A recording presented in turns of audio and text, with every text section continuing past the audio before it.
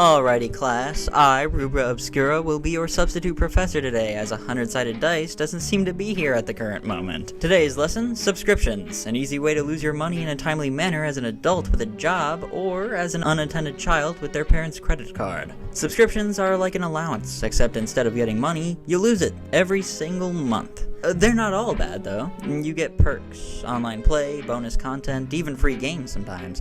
But the price, not just in money, you now need a subscription just to breathe online. Now let's get into it. DLCs, otherwise known as downloadable content. Game studios love to make half a sandwich and charge you for the other half later. What used to be bonus content, DLCs, expansions, etc., has turned into a monetization ransom note. They carve out chunks of the base game just to sell them back later. And then, you've got things like Elden Ring's DLC, Shadow of Erdtree, which looks less like extra content and more like a whole new game. Props to them, they're the exception. Ever see those library offers 100 plus games promises? Yeah, about that. You dig in and realize that 60 are budget bin filler, 10 are reskinned FIFA clones, separated only by date of release, 5 aren't even available yet, and the rest are slightly different versions of the same Call of Duty, save for a few features and all new 640 FPS, 360 GPS, and RTX 9080. They advertise a feast, but when you sit down, it's all microwave dinners. Gamers trust only two things: memes and arbitrary tier lists. So, DLCs are B tier. Many are good, but many just take away from the base game. Library variability is D tier. They aren't very varied. Picture this. You're all set to jump into co-op with friends. Controller charged, headset on, snacks ready, and then BAM! You hit a paywall. Can't even join the lobby or play online with your friends until paying rent to Sony. You're not paying for a future, you're paying for permission. And get this, canceling a subscription is even worse! It takes an average of 6.7 clicks to cancel a subscription. 6.7! That's not just a simple cancel, but that's a whole side quest! Cancelability of subscriptions. C tier. It's about average. Annoying, but average. Free trials are like that one friend who promises they'll pay you back. Spoiler, they won't. Free trials are just a way to make you get a short-term gain while being within an arm's distance of a ticking time bomb.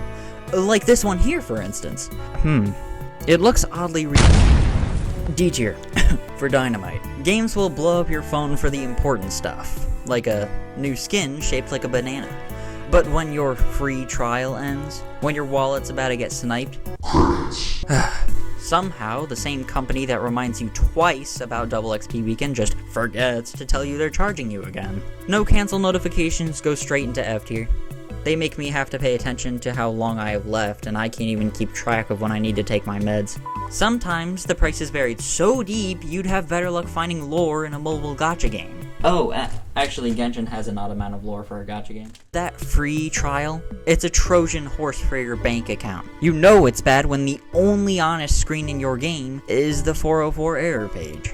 C tier. They are basically the same as the cancelability of subscriptions. Battle passes.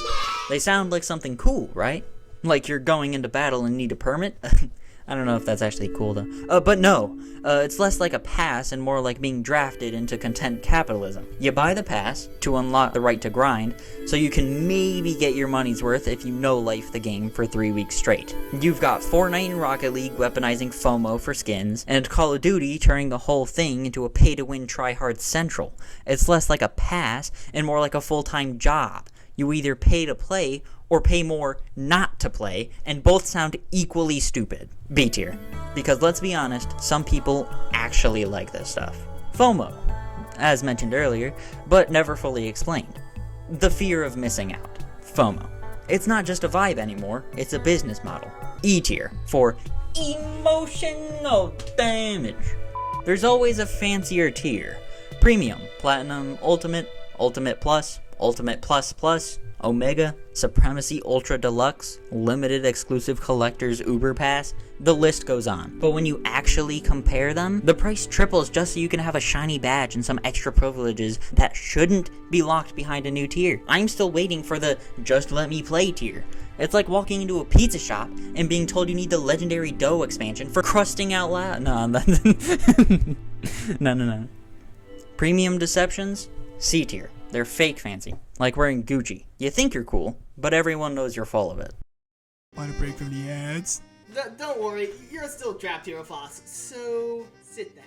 From showing off the special mechanics, the gameplay trailers, to whatever mobile ads are doing, we all know a game filled to the brim with ads that most of your time is spent watching those ads rather than actually playing the game. We also have those optional ads games where if you just watch like a 30-second ad, you double your reward. And then it's also trying to get rid of the ad. It's more slippery than the owner of a mansion full of baby oil.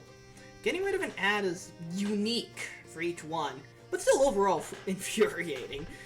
You see the X in the corner? Guess what? It's fake. You gotta tap the actual ad, and then the X will appear, but you tap the ad, so it's just gonna instantly download onto your phone. Or desktop? Why are you playing a mobile game on a desktop? Psycho. Then you have the little like snippet of mechanics. The classic, hey, if you can spell knife, cat, and 7, you apparently have an IQ of 75. I mean, that's pretty high, honestly. I mean, I still fail all those ads all the time, but it's still a very high number that is impossible. You also have the occasional ads where you have like a famous gamer, quote unquote, who plays them, but they aren't real gamers. They shower. They also have free rewards. I wonder why a game would give you free stuff to play it and then have you watch 15 ads before the tutorial finishes. The ads are just lucky I can't speak another language yet, because I'd cuss them out in every language I know. And then we have the games that quote-unquote improve your life that hasn't worked yet. I wonder what I'm doing wrong. And speaking of those free games, they recommend other games because if you get this amount this far in this game, you get fake currency. You guys are geniuses if you did that, let me tell you that right now. Because you go from a game that is just force-feeding ads down your throat to another game, which does the same thing. Lastly, is just a marketing tactic that is very much bad. So it's like people went to an advertising conference and it went like this. How do we appeal to children and teens, Watson? How about candy, rewards, and bright colors, sir? Not that. Well, how about anthropomorphic animals? We're talking cars. No, Wilson. I have a better idea that can even reel in adults. Ba, ba, ba, ba.